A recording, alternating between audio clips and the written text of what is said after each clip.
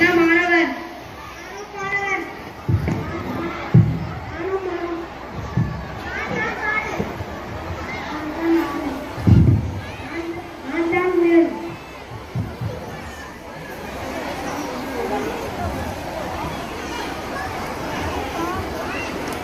பெரியோர்களே, தாய்மார்களே, குழந்தைகளே, நாம இன்னைக்கு ஆளுவேளை என்னும் நாடகத்தை பார்க்க போறோம். இந்த பையன் தான் நம்ம கதையோட கதாநாயகன். அவன் ஒழுங்காக பள்ளிக்கூடம் போகாம ஊரை சுத்திக்கிட்டு வருவான். அவங்க அம்மா எவ்வளவோ சொல்லி கேட்கல.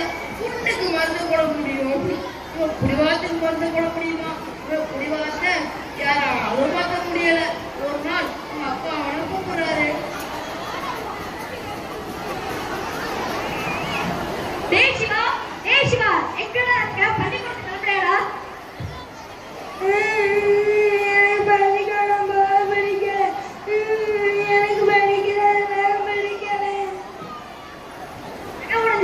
வெள்ளம் அழுதாலும் வராது. நீ இப்ப சரியா படிக்கலன்னா வாழ்க்கையிலே முன்னேறவே முடியாது.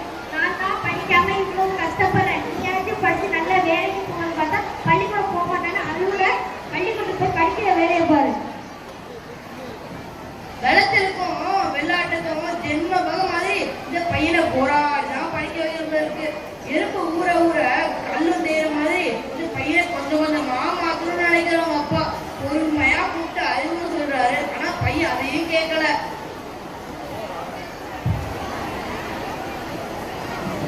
நானும் பொறுமையா சொல்லி பார்த்துட்டேன். கொஞ்சம் கூட கால வாங்குற கையில நான் பிடிச்ச முயலுக்கு 3 கால் உன்னையே திருப்பி திருப்பி சொல்லிட்டு இருக்கேன். நீ கொஞ்சம் கூட கால வாங்க மாட்டீங்களா? அப்பாவுக்கு கோவம் வருது. சத்தத்தை கேட்டு அம்மா உள்ளிருந்து வெளில வராங்க.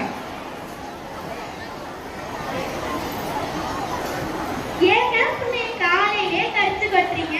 நான் போய் பேசுறேன். நான் சொன்னா என் புள்ள கேட்பா.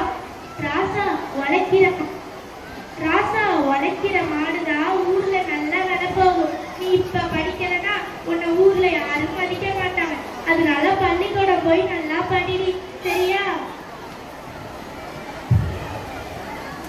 என்னமோ பண்ணுங்க. நான் வேலைக்கு போனாதான் நீங்க சாப்பிடலாம்.